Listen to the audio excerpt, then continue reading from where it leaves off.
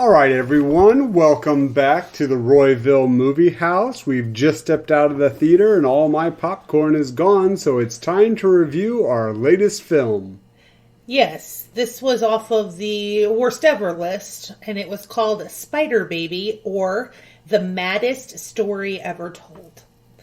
It did star Lon Chaney Jr. as Bruno, Beverly Washburn as Elizabeth, Jill Banner as Virginia, Sid Haig as Ralph, Carol Omart as Emily, Quinn K. Redican as Peter, Mary Mitchell as Anne, and Carl Schanzer, I really should have practiced that, as Schlocker. It was directed and written by Jack Hill. Fun fact, Jack Hill has already been on our list as he wrote and directed the movie The Swinging Cheerleaders. Going into it knowing this, we expected something a lot different than what we got. Yeah, different than what we actually just viewed, but we'll get into that. So, I did pick up a few little bits of trivia that I found interesting, and some other stuff I'll probably pepper in when we're talking about the plot. But Spider Baby was adapted as a stage musical in 2004. It was thought to have been a lost movie back in the 1990s. However, they found a badly dubbed version on VHS.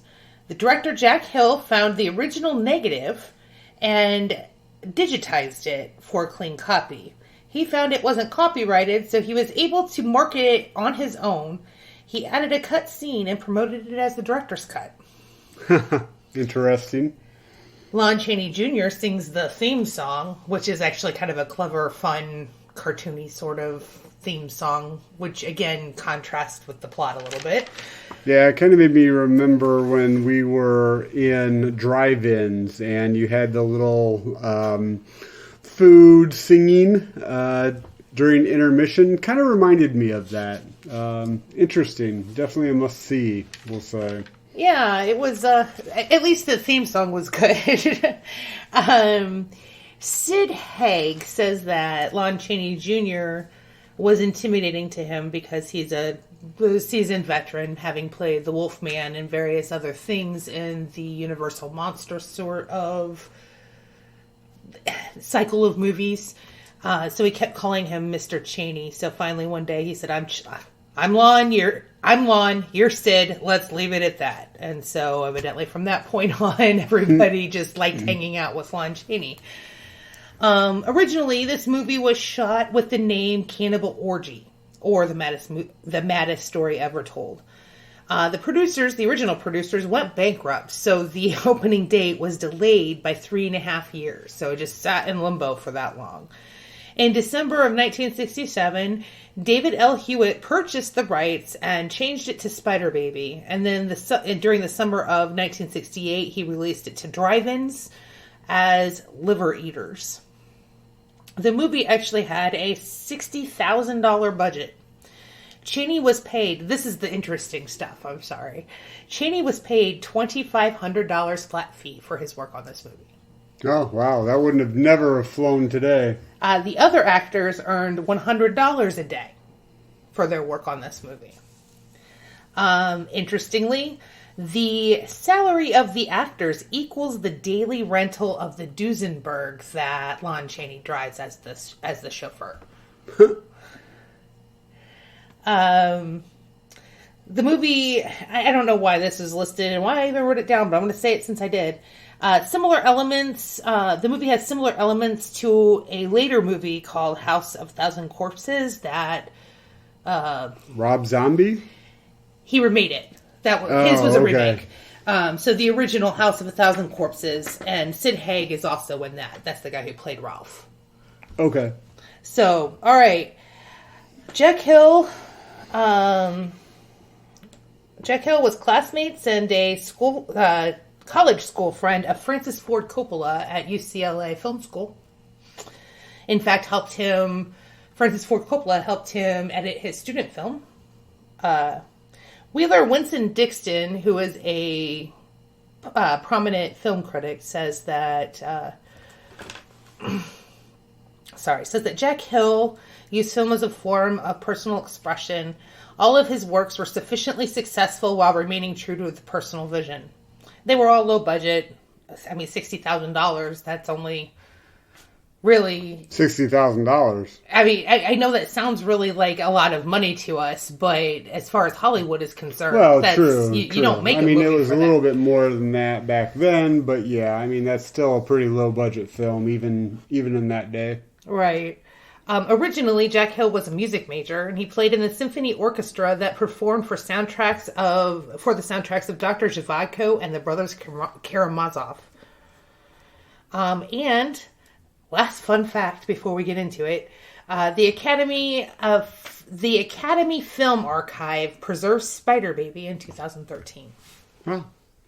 All right. Well, like we have been doing, I think we're going to go over the plot. In that, somewhat describe the characters. If there's something really needing to be said about the characters, we'll kind of get into that afterwards. But for the last couple, at the very least, plot's been kind of pretty good about going over the overall film. So Let's get it started. We start with a messenger with an envelope for the Mary family. And he drives to the town, drives through the neighborhood on his old school Goldwing. I don't know. It was a cart. He has some kids who... Very low rent UPS. Very. He has some kids who are fighting across the fence, and their mom comes out and shoos them away like they can't be talking to him and says, "We don't know what that's about, and even if we did, we don't have anything to do with it," which was weird. Then he finds an abandoned road, goes down there, and finds the estate that he's looking for. Drives down, knocks on the door, nobody answers. He hollers a whole bunch. I'm telling you, this guy really needs to deliver this package because he didn't just leave it and walk away. And like I said, it could have been an important package, COD. I mean, the guy was good at his job. He cared. I mean, you don't get that a lot nowadays. I guess not, but he finds an open window, hears a noise, and sticks his head through the open window because the screen's all torn out. Real go-getter. I mean, really. The window closes on him, therefore pinning him in place. And a girl comes and throws a spider web over him. And kind of a net. Talks about what the spiders do when they trap a bug in their net, which is then they sting him. And so she stabs him to death with knives. Yes. Okay. That's the opening scene. That's it. Then we go to Lon Chaney Jr., who plays a character named Bruno. He is a chauffeur for the Mary family. And kind of a guardian of sorts for these young children. Young kids, kind of. Young adult. Young adults. Teens? Something like that, yeah. Okay. I'll give you teens. So, Lon Chaney's driving back to his workplace, which is the Mary estate. He pulls up and sees the gate's been opened and sees the guy's motorcycle thing. Gets worried, kind of chews on his cuticle a little bit, and walks up. Elizabeth, who is the older of the two girls, there are 3 children. There's 1 boy, 2 girls. There's Elizabeth is the oldest of the 2 girls. Virginia is the younger of the 2 girls. And then there's Ralph, who I don't know where he falls in as far as. And it's a blonde and a brunette, and Ralph looks slightly older than both of them. That's important for later. Okay. Anyway,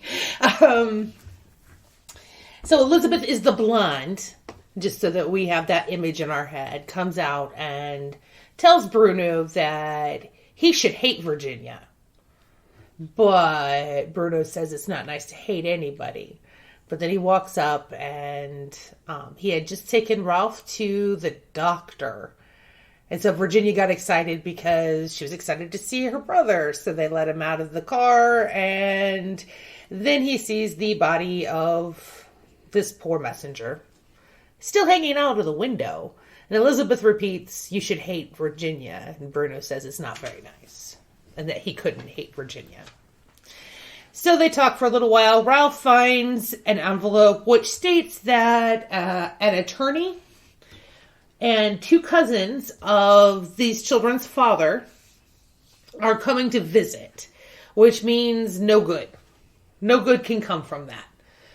And it turns out that the date on the letter is... What day is it? It's today. Of course. So we flash to the city cousins who are pulling up to the gate at this moment. Well, maybe not at this exact moment, but pretty soon after. Peter and Emily. Emily is a blonde, snooty woman. And Peter's actually a pretty good guy. He doesn't like the idea of what they're doing. He thinks it's not right. And so she goes up to the house by herself, and Ralph surprises her, and he looks like a monster, and she runs away. Then the lawyer comes by way of a car hired, which Bruno drove, and the lawyer basically tells Bruno that he's going to be out of job. So there you go. That's the setup for all the craziness that ensues afterwards. There's something going on with the kids. They're developmentally behind, for sure. Yeah, well, at the beginning of the film, what's his name? Ralph, or the one you kind of like? Peter. Peter is looking at a book for infectious diseases, like the history or the dictionary of infectious diseases, and goes over the Mary family. There's a disease, the Mary family, that makes their mind, I believe, based off of what happens in the film, regress. So kind of the older they get, the more their mind regresses. So, which is really odd, because then how did their mind get there in the first place? But okay, so their mind regresses even to the point where it's before kind of they were born. And when that happens, they get savage and bloodthirsty and crazy like. Yeah. Yeah, I totally forgot about the framing device. I apologize. That's actually kind of important. Yeah, so that's what's happening to the 2 girls and their older brother. Their older brother obviously is more digressed. He's kind of has the mind of a toddler. However, they're all not right. The girls... probably late teens, I would say, roughly. in age. Especially the older daughter, probably about kind of 11-ish, 10-ish in their mentality. Roughly. One of them keeps saying, we should hate them, they're going to be, so that's kind of what her deal is. And the other girl wants to play with bugs and spiders, but they're all very homicidal. Yeah. Yeah. Yeah. So then the dinner. So the city cousins, specifically Emily and their lawyer, Peter's just kind of seems to be along for the ride, really. I mean, he engages with the kids. He likes them. He's one of the city cousins. He is, they're going to get money or whatever because their brother, one of the country cousins, passed away. So they're basically going for the will to kind of get their inheritance and get a bunch of money. They're in it for the money. And especially the woman, as opposed to Peter, who's just kind of a nice guy. Yeah. That's there. Yeah, I mean, he seems genuine and friendly, and he engages with both girls and with Ralph. Just says, oh, he's just a big kid. He's just a big kid, Emily. I don't know why he freaked you out. Well, he's freaky. He's like Uncle Fester if Uncle Fester wasn't so big. he's like teenage Uncle Fester. He's like the Wonder Years Uncle Fester. Yeah, he's bald and he's got the bags around his eyes and he walks hunched over and he doesn't speak though. Uncle Fester does speak, but I mean he's regressed to beyond words. Like he doesn't verbalize anymore. So they have this dinner that Emily and the lawyer insist on having. And they also insist on spending the night, even though it's not their house yet. It's just not. And they bully their way in. So Bruno's like, well, we're not prepared to have guests. And nonsense, blah, blah, blah. So they throw some stuff together, like mushroom souffle. And Ralph, grilled cat. Yeah, I was like, Ralph hunts a cat for and yeah, for the food and some kind of pudding-esque food with scorpions in it. Yeah.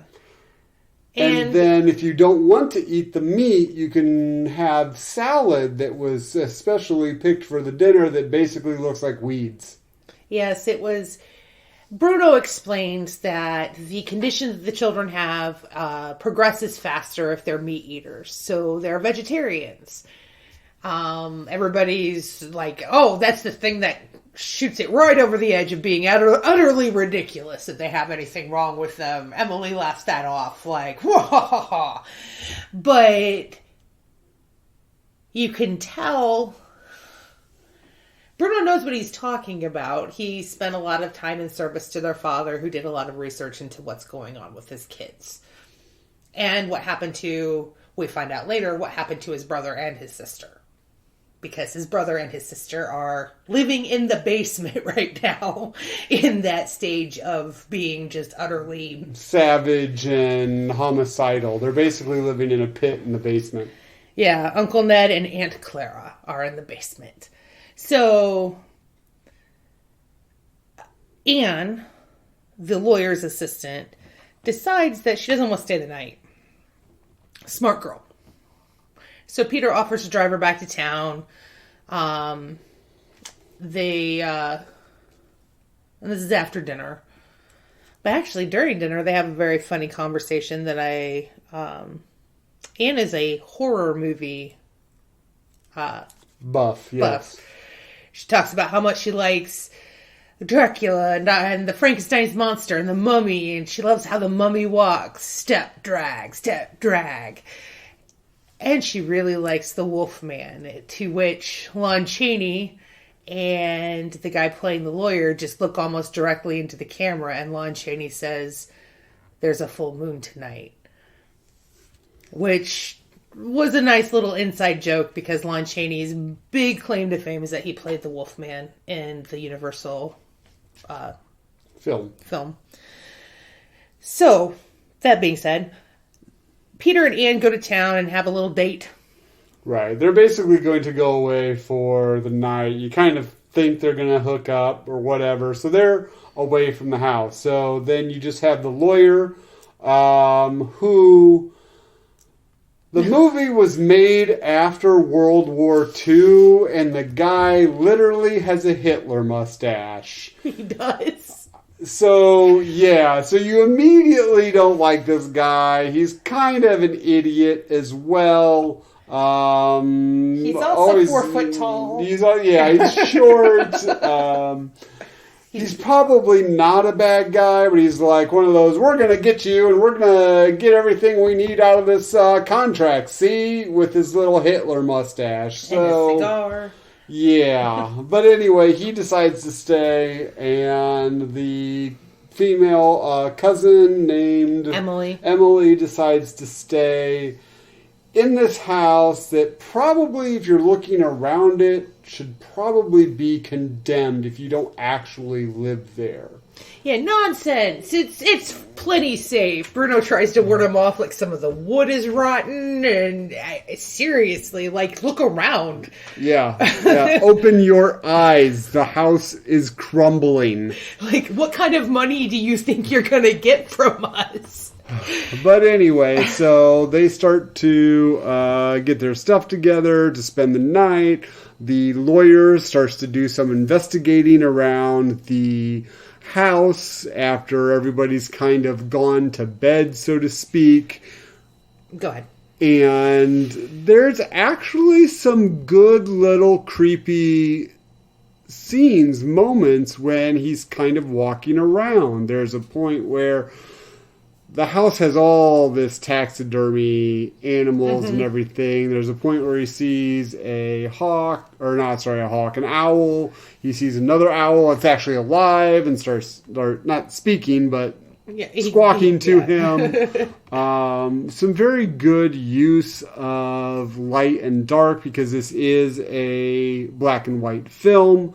Then he goes downstairs and into the basement and gets kind of caught by aunt and uncle, and then he sees the two girls at the top. Once again, a little bit of good imagery because they are in shadow, and then as he thinks he's basically trying to talk them into getting him out of here. Bully them into getting him. Yes, remember the Hitler mustache. Bully them into getting him out. The light changes and they look crazed. One of them has her two knives that she likes to stab bugs with. As we all know, bugs are people. And they go, and it is all they wrote, literally, for the lawyer. Yeah. That's pretty much exactly it. I do have to say at this point that it's not just the light play that makes it creepy. They did a really good job of scoring this movie. Like, it looked like it was a B-rated movie, but somebody spent some time to make the atmosphere of that entire sequence of the lawyer doing its snooping pretty creepy. And it was pretty creepy, but yet then they have this little funny moment of, even while they're basically stabbing him to death and pulling him back into the basement, he is yelling at them about how... There's proper procedures for this, girls. Yeah, exactly. About how he's still going to do his lawyer stuff. So, yeah, it was kind of funny. Interesting scene. Well, so that's all they wrote for the lawyer. The Emily. Cousin then, Emily, is doing... snooping through their closets, which is weird. And what she finds in them is... lingerie. Weirder, yeah. I mean, sincerely, like Fredericks of Hollywood lingerie. A black brawn panty set with a garter belt and a matching robe. Just finds it in one of the closets in the derelict house. And she decides that she's gonna, put it on and model in front of the mirror, twisting and turning this way and that, and that's pretty much all she wrote. Then she goes to look out the window, only to find Ralph. Upside down, looking in the window. Like a bat. And, side note on that, the way they accomplished that is they actually tied a rope to Sid Haig's ankles and dangled him into that window. The pressure of hanging upside down started building behind his eyes, and Sid would freak out. So they had to film it very, very quickly because that was the only way they could accomplish that specific shot. So, yeah, that was... interesting, because it was a very quick shot, because she opened the window, he reaches in, says, "Wah," and then she screams and runs away. So, I mean, it was very fast. It could have been more, but... yeah, so she freaks out, runs out of the house, and then the three kids go after her. There's a little bit of stalking as eventually Ralph finds her, appears to start doing some maybe sexual things to her. Pretty sure he did. Yes, but then the two girls come and they basically grab her they leave her there, and then they go back to the house. And at that point, Bruno comes back. Bruno sees the lawyer's body. And Elizabeth says, well, he was going to tell. He was going to tell on us. And Bruno's like, yes, you're right. you're right. He was going to tell on us. And we actually have a genuinely kind of touching scene where Bruno figures out that the only way for him to keep the promise that he made to their father is to kill him. To kill everybody. Because he promised their father that they would not be made a public mockery for their condition. They would not be like test subjects. They would not be poked and prodded and paraded as freaks. And the only way to stop that, given that the country cousins or the city cousins are there, is to kill everybody. And so he decides to go get a present for the kids. He leaves, and then by hook or crook, the other two come back to the house. Yeah, Peter and Ian can't find vacancy at any of the motels within pretty much a 20-mile radius of the town. So they go back to the house because they have nowhere else to stay. And so they greet them because they see them pull up. Elizabeth and Virginia, greet them in a very odd manner. They're holding their skirts up like, Victorian women and say, "Hello, Uncle Peter," who pauses on the steps, looks at them funny and says, "Uh-huh," and continues to come up explaining that they couldn't find a room and that Peter would be able to stay with the lawyer and Anne would be able to stay with Emily, and we'll just get out of your hair as soon as possible in the morning, and apologies, and they come in. And Elizabeth says, "Oh, that's not necessary. Anne will go stay in Father's bedroom," which we kind of skipped over this fact. Their father is much like Norman Bates' mother, decaying in his bed. So, staying in Father's bedroom is not exactly a... They're gonna kill her. Yeah. I was trying to be facetious about it, but yeah. So, Elizabeth takes Anne up to Father's bedroom with Ralph. Well, Ralph comes in afterwards and restrains Anne. They don't kill her right away. They take her to the basement. And Virginia plays Spider with Uncle Peter. Well, and also, she comes back and she's like, "Ralph." Like, she that's really... Emily. Oh, I didn't get to that part yet. Oh, I thought you were talking about Emily. I'm sorry. I apologize. Carry on. No, Anne. Anne is the assistant. Yes. The other blonde. Not Victoria. Not Elizabeth. No, it's exactly. So I'm sorry, I'm getting confused. Go ahead. Sorry. No, I was so. Virginia is about to sting Uncle Peter. They're at that point of playing Spider. She has him tied to one of the rocking chairs, and the net is around him, and she starts seducing him very oddly. It was very strange. Yeah. Yeah, she's like 16 in the movie, maybe. And he's like, maybe this shouldn't be happening. We should play a different game. Because Peter actually is a good person. Yes, exactly. So Elizabeth kind of interrupts and gets Virginia to come with her to the basement silently. Peter doesn't see Elizabeth behind him. They go downstairs, and Anne is struggling against Ralph holding her in place with his hand clamped over her mouth, and she's just a little person. And Sid Haig is actually a surprisingly tall fella because he walked most of the movie hunched over, so it was really hard to kind of gauge how big he was. So Virginia gets the idea that when spiders want bugs to stop squiggling, they drain their vital juices, and it makes them lethargic. So they're going to bleed Anne. They're going to cut her leg off.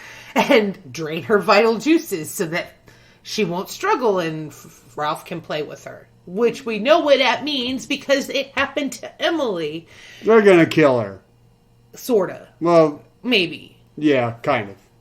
So there's a cute little, and I hate saying it like this, but there's this cute little moment between the girls because Virginia was like, "Wasn't this your plan?" to Elizabeth, and she's like, "Yeah, but I didn't have enough time to finish it."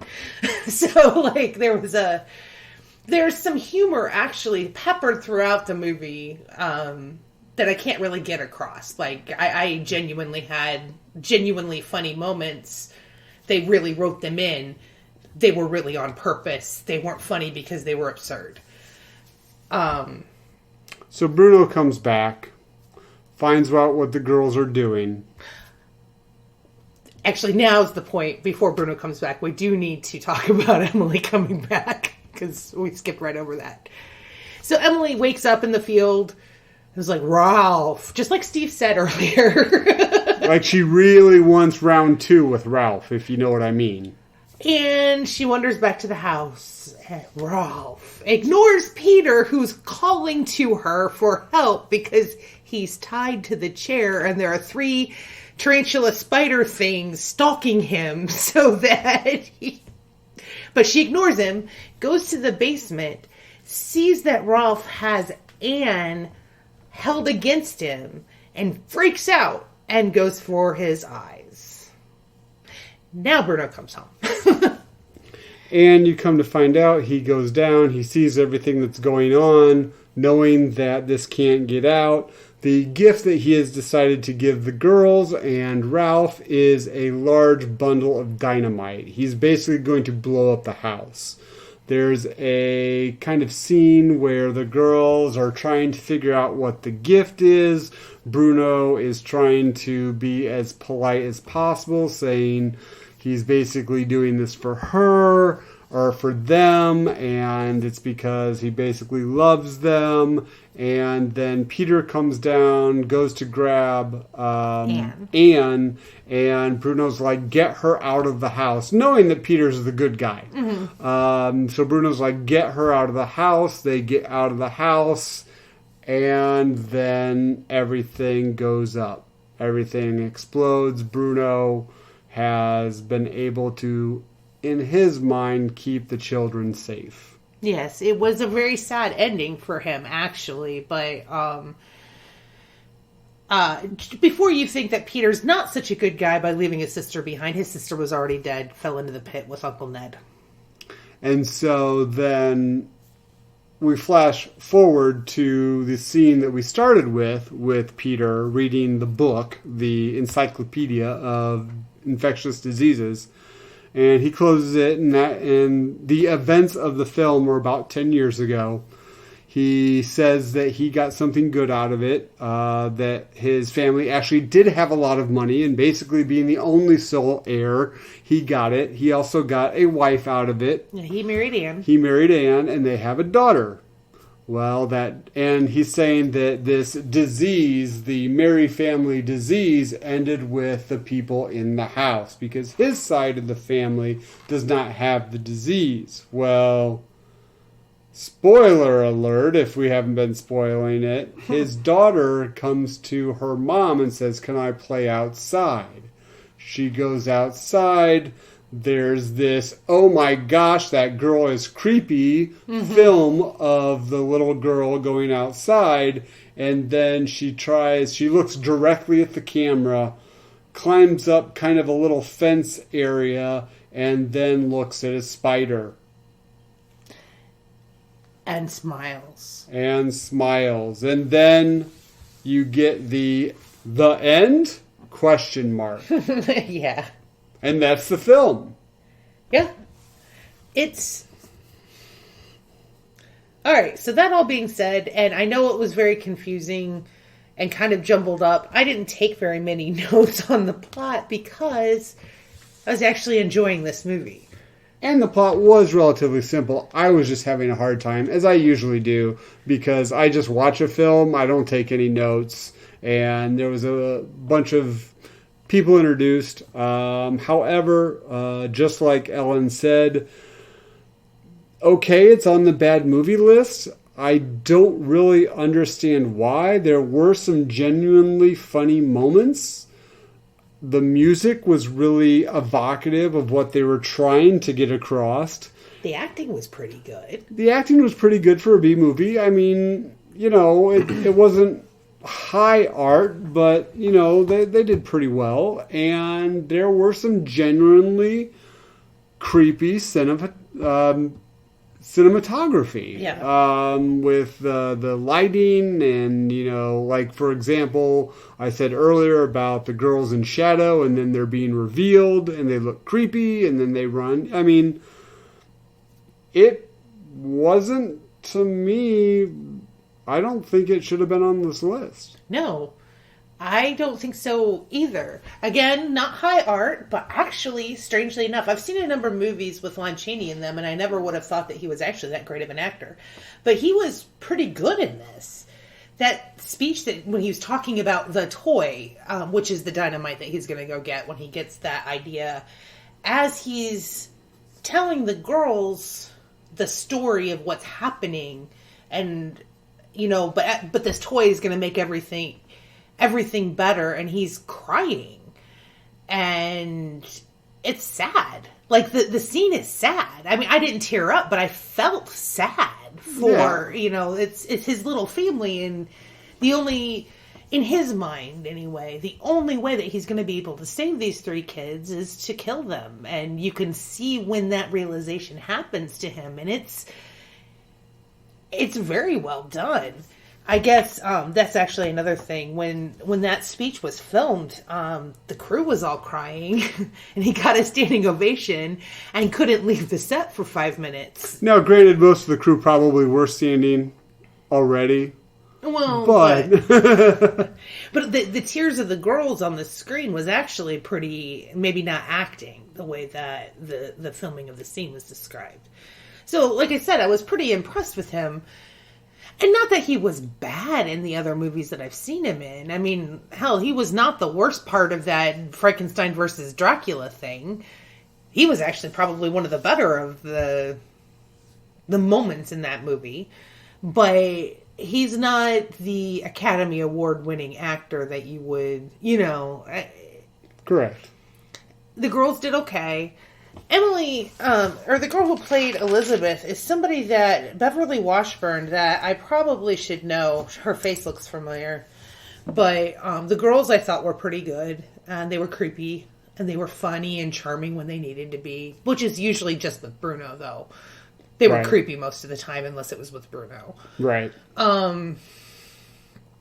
So yeah, I think that this is unfairly on this list.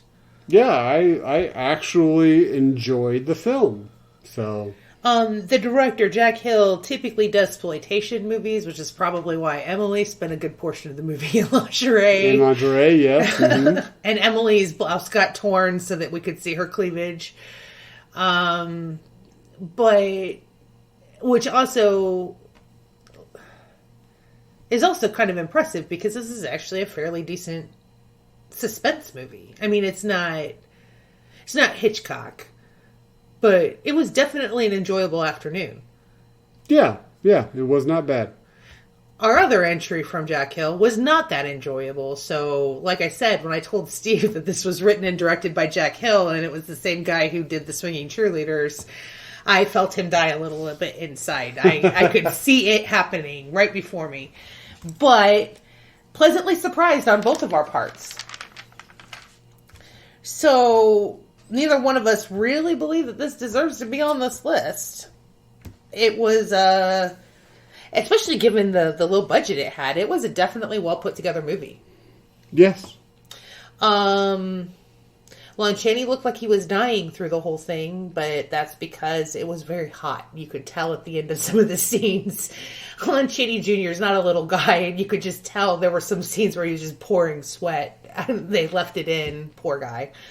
But other than that, I don't have a whole lot more to say. So, I'm going to ask it. So, Steve, do you hate me? No, actually it was an enjoyable film. It isn't one of the best movies of all time, but it definitely is not one of the worst movies of all time. Especially not in the top 50. And actually, really funny enough, this is probably the first one that we've watched, aside from Battlefield Earth, that you haven't just found boring. No, it wasn't very long, so that's good. It did help, yeah. And it flowed, it went through, and there was kind of some good. Once again, though, I'm thinking it's going to be a super bad movie, so then when it wasn't, I think that also kind of made me enjoy it more. Mm-hmm.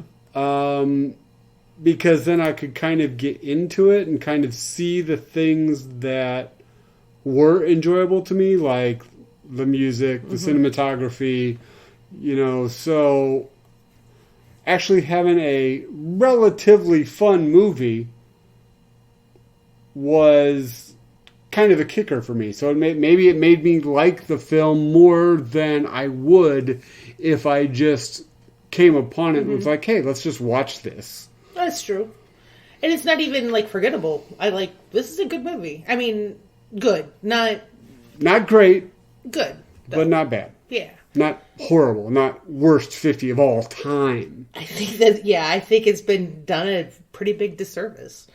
So we've already answered we don't think this deserves to be on the list. Neither one of us. All right. Well, that was our review of Three's Company, The Early Years. So, now that that's done, what do we got coming up? Well, our next good movie, our next good movie is another Kubrick movie.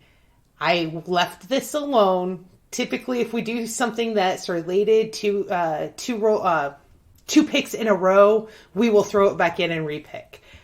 I left the Kubrick movie alone because I felt a little called out that I didn't like 2001.